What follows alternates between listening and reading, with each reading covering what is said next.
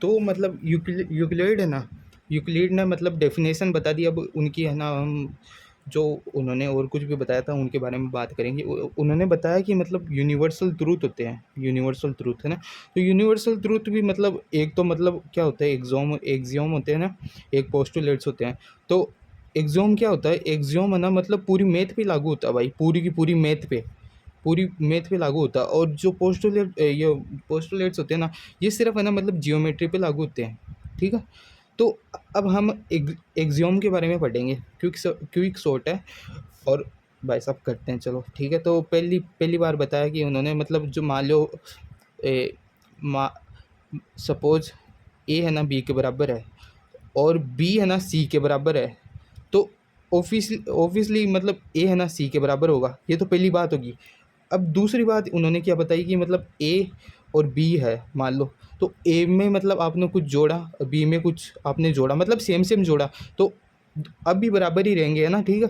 फिर तीसरी बात मतलब ये बताई कि ए और बी है वो पहले बराबर थे, फिर उनमें से मतलब कुछ घटाया आपने, कुछ घटाया मतलब बराबर सा घटाया, तो अब भी बराबर ही रहेंगे। फिर चौथी बात उन्होंने क्या बताई कि मतलब चौथी बात उन्होंने ये बताई कि मतलब ये कोई मतलब वो है, क्या बोलते हैं, एक पार्ट है, उस पे कोई कोइंसाइड कर रहा है ना, मतलब एक पाती के ऊपर आपने दूसरी पाती रख दी तो वो दोनों पाती है ना बराबर होंगी, ठीक है। समझ में आ रहा है ना मतलब क्या बोलना चाह रहा हूँ मैं, कि मतलब एक पार्ट है उसके ऊपर मतलब एक और पार्ट को कोइंसाइड कर दिया तो वो दोनों है ना मतलब बराबर होंगे। फिर पांचवी बात क्या बताई उन्होंने, पांचवी बात ये बताई कि मतलब एक बंदा है अभिषेक नाम का, ठीक है, एक बंदा है अभिषेक नाम का, ठीक है। तो मतलब अब है ना उसका है ना मतलब वेट है ना, मतलब स्नेहा का वेट है ना, एक एक स्नेहा है, स्नेहा का वेट है ना उससे मतलब उसका है ना दुगना है, और पूनम का भी मतलब ऐसे दुगना है ना, मतलब अभिषेक से दुगना है उन दोनों का वेट। तो स्नेहा और पूनम का है ना वेट है ना बराबर होगा। समझ में आ रही है बात क्या बोलना चाह रहा हूँ मैं? देखो, अभिषेक का वेट है ना स्नेहा का वेट अभिषेक से दुगना है, और पूनम का वेट भी अभिषेक से दुगना है, तो स्नेहा और पूनम का बराबर होगा। ये है ना मतलब 5 नंबर पे बताया। फिर लास्ट लास्ट क्या अच्छा है नंबर पे, ये है कि मतलब अभिषेक है और ये स्नेहा है इधर, है ना, और ये पूनम है। अब स्नेहा का वेट है ना अभिषेक से आधा है, और पूनम का भी अभिषेक से आधा वेट है। मतलब अभिषेक का 60 है ना, तो उनका मतलब 30 है और 30 है। तो समझ में आ रहा है, स्नेहा और पूनम का क्या होगा, वेट बराबर होगा। ये मतलब इनके आपको कर्म याद करने पड़ेंगे, तो मैं एक बार फिर से कर देता हूँ।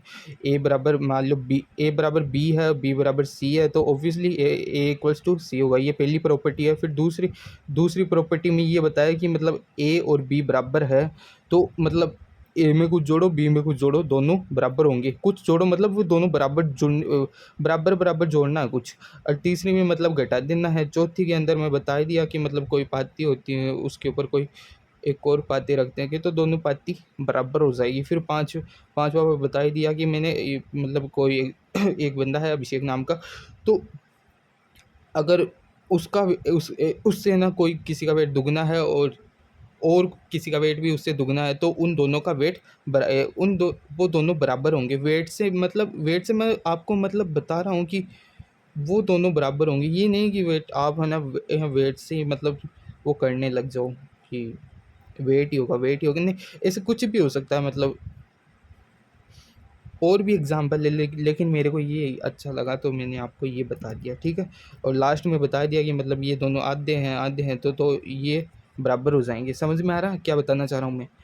हो भाई, आ गया होगा, इससे इससे इजी तो नहीं होगा कुछ, एकदम आ गया होगा।